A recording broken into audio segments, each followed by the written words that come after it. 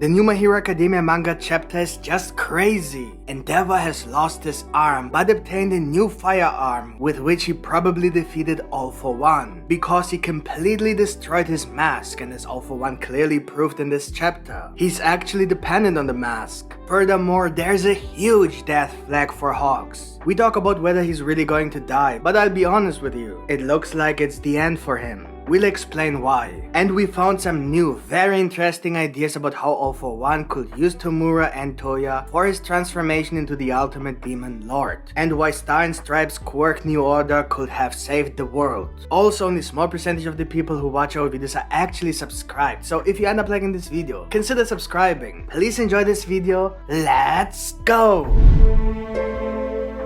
The new My Hero Academia chapter 356 starts right after Hawks managed to destroy the mask of All For One. But he's not dead yet. That was not enough. This doesn't mean that he can live without the mask or that the heroes miscalculated their plan, but simply that it takes a little time to show the effect. Also, let's not forget that the mask itself only protects the actual breathing apparatus. As we already saw when his previous mask was destroyed by All Might, he still had such thing on his mouth that helps him breathe. When this was also destroyed, All For One was either defeated or refused to continue the fight. The fact is that the distraction of the breathing mask was the moment when the fight was over. And right after the police arrested him, they gave him this breathing apparatus because they need him alive. The fact that they gave him this right after he was defeated and that he even escaped from Tartarus with the machine on his shoulder is a clear indication that he actually needs it to stay alive, or for whatever reason he is using it. It is definitely important to him, as it becomes much clearer in this chapter. Then we see Tokiyami wrap his cloak and I believe Jiro's jacket around his arm to enhance the darkness in that part, making his dark shadow even stronger. An attack with Black Ankh, or also called Black Abyss, is a special move in which he endows himself with dark shadow to mitigate his physical weakness, while Ragnarok is a technique in which Tokiyami unleashes the dark shadow in his berserk form. In this state, the dark shadow grows to massive size but is still controllable. So that's a pretty crazy combination that he did there, and it hit All For One directly, which finally destroyed All For One's mask completely. We can see him trying to reach for what looks like the device he uses to breathe, which in turn suggests that he is really dependent on fresh oxygen. All For One concludes that normally he should have dodged Tokiyami's punch because usually he relies on several quirks that allow him to, for example, sense vibration and also give him infrared vision so he can easily react to attacks. But this time it didn't happen. Something went wrong. Then he finds out that Jiro's sound wave from the last chapter has caused all the vestiges of the people from whom All For One stole their quirks to rebel against him. We already talked about why this might have happened in the last chapter review, but I would like to add some new, very interesting thoughts, and would love to hear your opinion, so please leave comments. The fact that Star and Stripe did something similar but completely different with the original All For One quirk that Shigaraki currently possesses may have led to a change in how the All For One quirk works in general. It seems like it gave the vestiges some sort of freedom that Jiro triggered again, basically waking them up with her sound wave.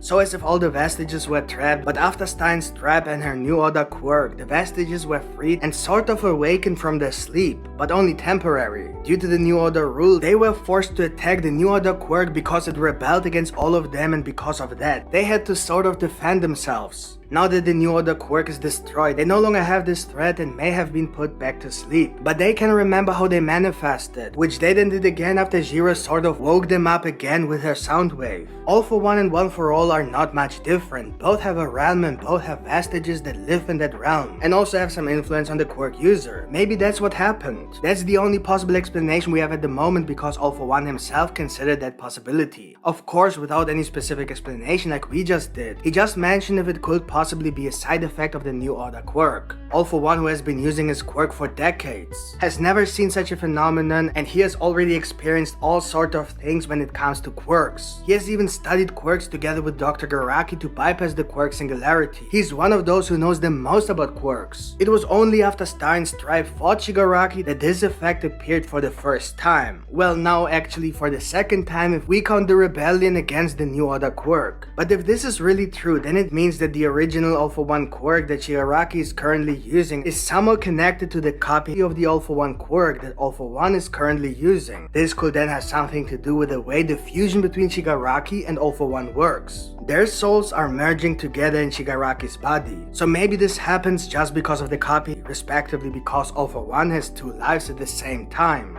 Think of it as a bridge between the two. Every quirk has a quirk factor, where a part of the soul, the subconscious, or just vestige, whatever you want to call it, is part of the quirk. So if someone creates a copy of a quirk, then they could also copy the quirk factor and thus duplicate the vestige that is part of the quirk and thus possibly connect both quirks. Maybe then All For One can use his real soul to merge with his consciousness, which is in the real All For One quirk, or maybe in one of his copies, if he made more than one copy. In this case, All For One has a copy himself, but since he is the real All For One, he could then possibly just merge with the person who has the original All For One quirk, so Shigaraki. That's the idea. But then the question I have is how All For One could merge with Toya or another replacement vessel if something goes wrong with Tomura, because that's what he told us, he created multiple seeds just in case, so several plan B. How do you become a vessel or seed in the first place? The moment Shigaraki began to notice the consciousness of All For One within himself, which we believe may be the reason why the fusion is even possible, was the moment he received the original All For One quirk. This is also the moment when the fusion began. So is this maybe the core of a vessel? The All For One quirk, which is manifesting the consciousness of All For One in the quirk factor, thus creating a connection with All For One, which then enables him to merge with that consciousness, and thus with the person who's basically possessed by All For One. Does this mean that all seeds also need the All For One quirk, or do they already have a copy sealed within them? Was that the light we saw on Toya's chest? Does he have a copy? If Star and Stripe really could have unintentionally changed the nature of the All For One quirk, then that could be why Tomura could finally manage to free himself from All For One's control if it somehow affects him. This could happen with the help of Deku in the realm of All For One and One For All, where Tomura's true desire is exposed. Perhaps Tomura's true desire is trapped as well as all the All For One vestiges that have now begun to rebel against All For One. It would be a very nice symbolic representation if All For One's vestiges reach their hands and push Tomura to the side of the One For All vestiges to symbolize his rescue, when it was his family hands at the beginning of this series that All For One used to keep him trapped in his own prison. If Tomura is saved, he will then eventually become useless to All For One because he will no longer be able to steal One For All because he lacks the necessary hatred. All For One will then take over Shigaraki's body and make the original All For One quirk his own again, and then merge with one of his other vessels, which could then possibly have an All For One copy, just as he himself had the copy before he took over Shigaraki's body. That's why I wonder if there are more copies of All For One that are secretly sealed in the vessels. I'm not saying they can use the All For One quirk. I'm sure that if all of that is true, then All For One has certainly taken precautions so that they cannot use the copies of his quirk. But maybe the transformation works in a completely different way. That's just my idea. Let me know in the comments what you think of this theory. And if you have any other idea, I would be very interested in reading your version. This is certainly the biggest mystery in Boku no Hero Academia right now. Before Yami continues with this My Hero Academia video, please take a moment to leave a like, it really helps us a lot. And feel free to check out all the other videos we post on this channel.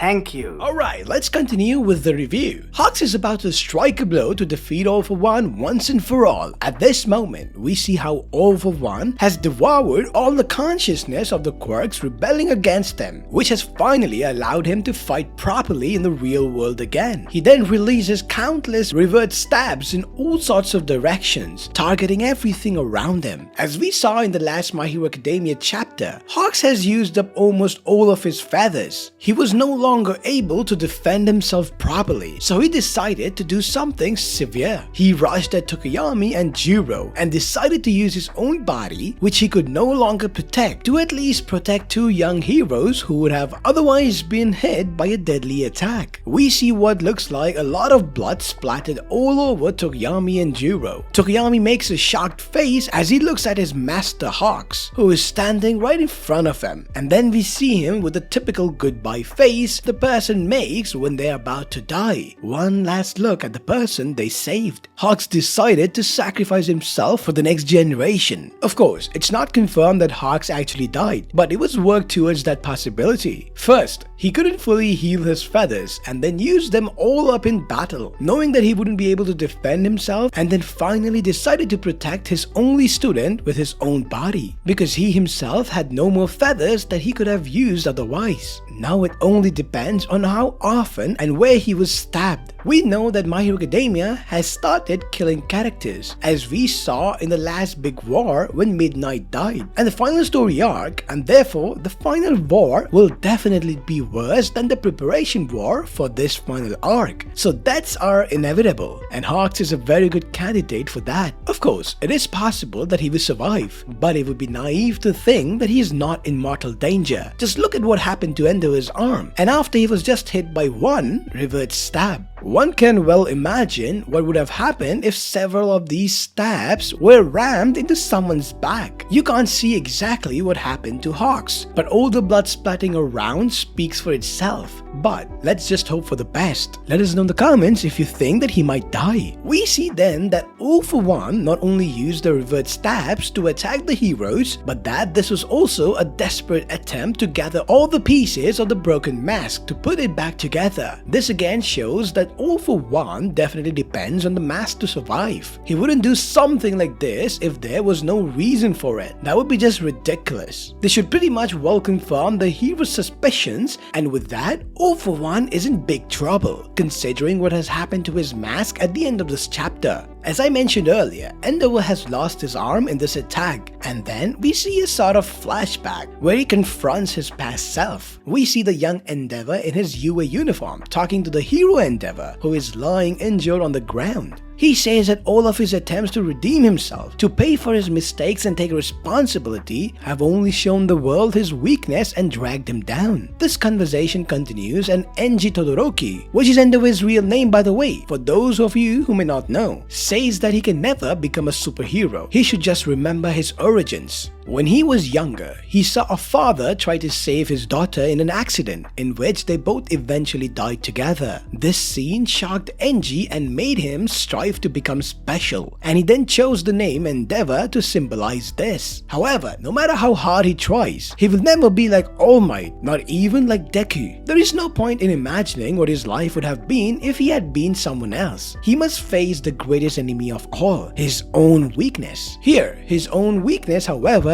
is he himself, symbolized by his former self standing in front of him and trying to pull him down as always. Endeavor finally understood it. At that moment, Endeavor burns his own young self and creates an arm of fire in place of the cut arm. This symbolizes that he killed the old Endeavor and then was reborn, like a phoenix rising from the ashes. He finally begins to accept himself. And then he hits All For One and breaks his mask again. This time it looks like he's broken it beyond repair. Endeavor says that his mission in life is to win this fight, even if no one would congratulate him. This shows again that his former goals of becoming the #1 hero and surpass All Might are no longer important to him. He has set a new goal for himself. He must defeat All For One. This chapter has definitely hinted that All For One is indeed dependent on the mask, and now that the mask is finally broken, we will see what happens to him without the breathing apparatus. It could be that All For One really dies and continues his life as a vestige in Shigaraki's body, and then the focus will turn to Bakugo versus Shigaraki and All For One. We will then wait for Deku to finally arrive and then try to save Tomura. A showdown in the world of All For One and One For All against Shigaraki and All For One's consciousness. Let's see what will happen. Let us know in the comments below what you think of this new My Hero Academia chapter, and what do you think will happen next. Spam the comments section. That's it for today, folks. Hope you guys enjoyed this video, and if you did, don't forget to smash the like button, and if you're new to our channel, make sure you subscribe with the notification bell turned on. See you guys in the next video. Yami out.